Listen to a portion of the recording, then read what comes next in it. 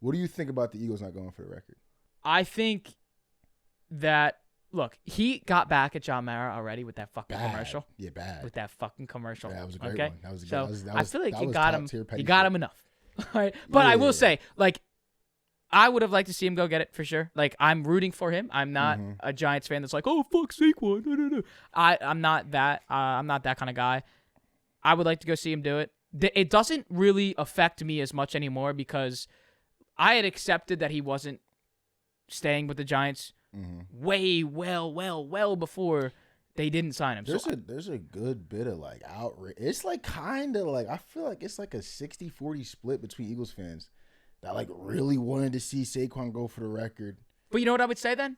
Like, let's just say on the off chance that he would have gotten hurt in this game, right? Because that's what they're saying why he shouldn't do it. Yeah, and I hate that. But you know what I'm saying? Like, on the off chance that happens, all the same people that are sitting here saying that he should play would be like, Nick Sirianni, you're a fucking idiot. Why would you do that? Like, and that's the dumb shit that I can't stand. If you're going to stand on this way, then let's just say he does get hurt, then stand on your point, because I know the half of you would just be like, Nick, this is why you shouldn't have played him. This is why. And the switch up would go crazy. And I just know that half the people that are going crazy all over social media saying that he should play, if he got hurt, you would just blame it on Nick, like you have in the previous games when he goes for it on 4th and 2 in situations where he doesn't have to earlier on in the season. So, like, the switch-up would be crazy. I would have liked to see him go get it. I know Dickerson would have not liked to see him go get it, so he's a little bit happy about that.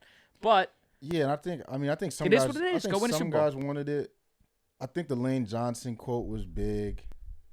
Basically, because he brought up the AJ situation last year, which nobody talks about. Like, everyone loves to talk about how he went to play the Bucks and lost, but no one talks about how he lost AJ in that Giants game. Literally, you see AJ go down and hold that knee, and like it took the life out of me, bro. Like, I knew at that point he was probably. I remember where I was watching that. Yeah, exact bro. play. I'm not saying that's gonna happen.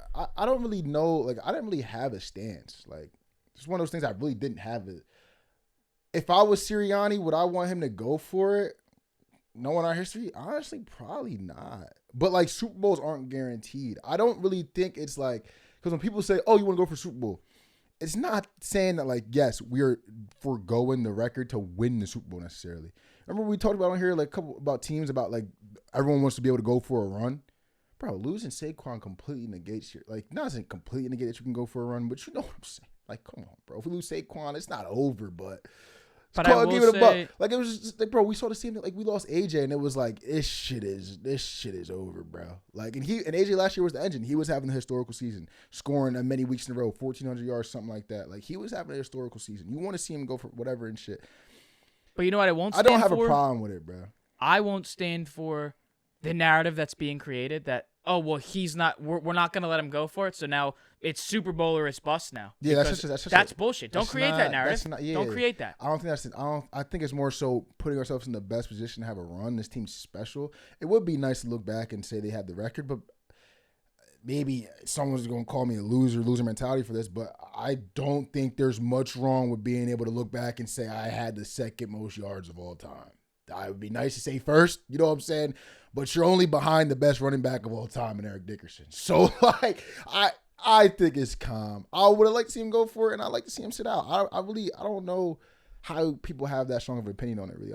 I think people saying that Saquon was, like, disappointed that he couldn't go for it. I think that's a little – maybe I'm wrong suspecting the kid. I don't think he's like that.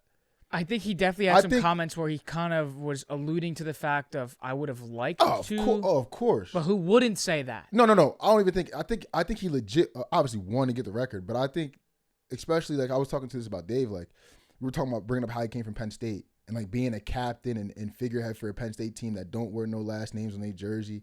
You know what I'm saying? We've seen him defer touchdowns before. We've seen him come out of Giants games and be like, I don't even need to keep going when he's had 2 touchdowns. Like, I think he wants to do everything that he wants to, like, set, like, the record and score 5 touchdowns on the Giants. But I think he also understands the bigger picture, and he's very, very selfless. Like, even when he was talking in the interviews, people were saying, he's so upset. But no one points out, when he was upset, he was talking about, I remember one time he brought up his dad, saying his dad was like kind of more disappointed that because he wanted his last name to be cemented into the fucking history books. He was saying people, his friends and family around him were more disappointed than he was. Like he probably a little but I think people were blowing it way out of proportion. Like he's not happy with Nick sitting in the mouth. Like come on, bro. Like I think Saquon gets it. Also, like you would then need to get. And we need to celebrate Saquon for that, by the way. Because not a lot of people was going You then would also have to put the offensive line out there.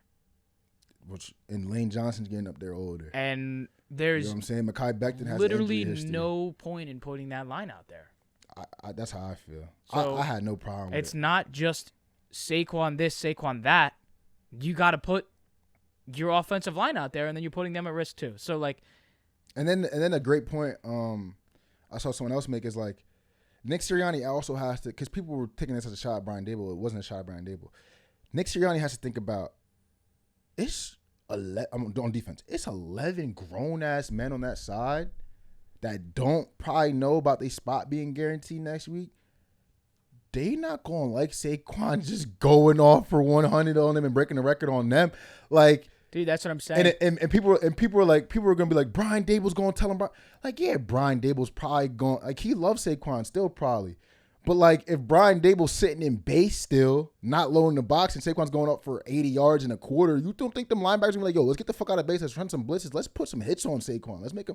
And, like, and I don't think the Giants would be wrong for that. No. And I'm not saying they was going to hurt Saquon, but when you get emotions like that, like, yeah, we ain't going to let this nigga break the record on us. And then Saquon try and break the record, like, there's where accidents can happen, bro. I think Nick's thinking about that. How much do I trust?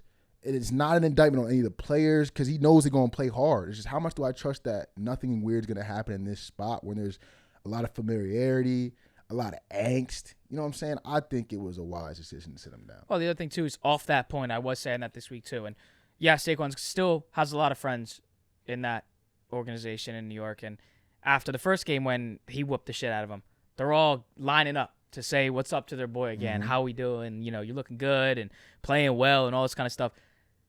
But then, like, there's a couple rookies on that team, on that defense. That playing for contracts. They fuck Saquon. They don't know. They weren't there. They didn't meet him. They didn't play with him last year. Oh, yeah. There's a lot. This is my chance to stop Saquon Barkley. If he played, I guarantee you, not everybody, but there's probably be 3-4 players in that defense and a couple rotational players that were literally probably thinking, man, fuck Saquon. I'm coming in there I have to feed my family. I'm going to pop the shit out of him. Yes. And, like, it's like, as Nick, do you trust them? It's not about Dable.